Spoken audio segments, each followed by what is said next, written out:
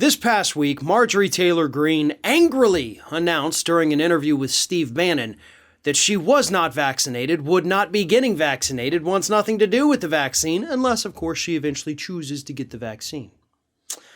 Now, this news broke the day after another Marjorie Taylor Greene story broke.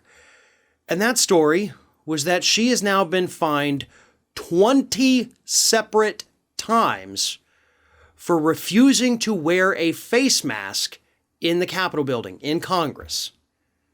And those fines now total $48,000. So the unvaccinated Marjorie Taylor Greene, on at least 20 different instances, has walked into that chamber not wearing a mask, not obeying the rules, potentially exposing God knows how many people, other members of Congress, staffers, reporters, whoever it is, possibly exposing them to the virus. This is absolutely unacceptable. It was bad enough, when she wouldn't reveal her vaccination status. A lot of us assumed that because she won't reveal it, clearly she is vaccinated, but doesn't want to tell her voters that. But with her admission this week that she is not vaccinated, that she is still exceptionally vulnerable to the virus and its effects, and of course spreading it, these fines become even more significant. Because it's not just that, she wasn't paying attention to the rules. She was recklessly endangering people, is how I feel about this. And if I had the authority, if I was one of the people, I would absolutely pursue reckless endangerment charges. I'm not. I wasn't one of those people. I wasn't involved. So it's up to them if they choose to go that route. I think they should. That rule is in place for a reason. And it was lightened, before the Delta variant hit, when things looked like they were going down a bit. They got rid of the mask rule. Delta came surging, so did COVID cases. They put the rule back in place. Marjorie Taylor Greene says, to hell with it, I'm not going to do it. And I'm not even vaccinated.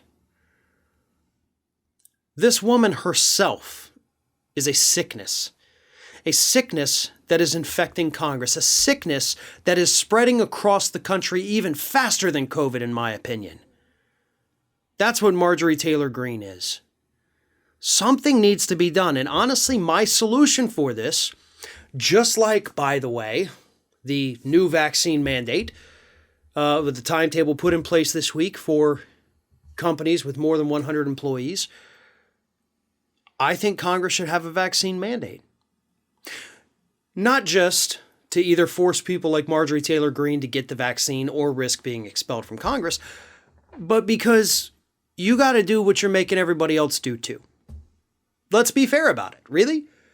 You can't not have the same mandates in place for yourself and then get mad when people get mad that you're making them do it.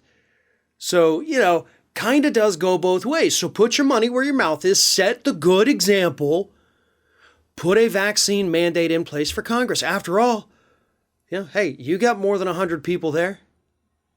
How are you not also having to comply with this? Federal contractors, anybody doing contract with the federal government has to have a vaccine. But not Congress itself? That's idiotic. And as long as you have idiotic rules in place, you're going to have idiots like Marjorie Taylor Greene who do not comply with them. That's why this is so important. You can fine her all you want. She's got money. She doesn't care. She's making a political statement, both in refusing to wear get the vaccine and refusing to wear the mask. Those are political statements for her. So implement the vaccine mandate and take away her ability to put people in danger just so she can pander to her base.